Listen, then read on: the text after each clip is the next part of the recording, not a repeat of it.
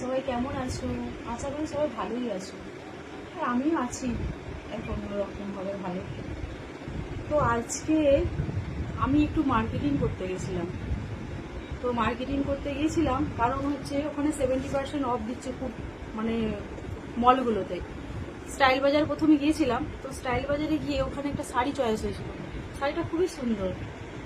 তো 70% না, 60% অফে। তো শাড়িটা আমার চয়েস হয়েছে, কিন্তু আমি কোনো কাস্টমার খুঁজে পাইনি যে কারোর সঙ্গে আমি ওটা অ্যাড করে নেবো। 3টে নিতে হবে, এই এক সমস্যা।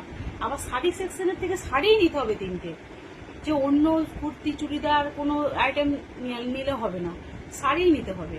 তো এবারে 3টে শাড়ি নিতে হবে, 3টে তো নেবো না, একটা নেবো। একটা চয়েস হয়েছে আমার, কিন্তু ওখানে কাস্টমার খুঁজছিলাম, পাচ্ছিলাম না।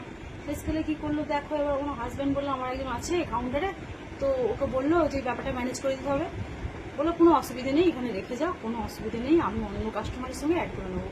ঠিক আছে, তাহলে ও বললো ঠিক আছে, তোর ঠিক আছে, কোনো অসুবিধা নেই। তো গেল ব্যাপারটা, প্রবলেমটা গেল।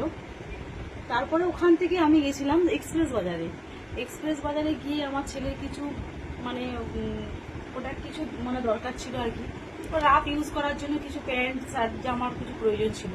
তো সেই জন্যই আরও গেছিলাম বিশেষ করে। আরও একটু গিয়েছিলাম, আমার ছেলের এক্সাম হয়ে গেছে। তো এক্সাম হয়ে গেছে, ভেবেছিলাম যে একটু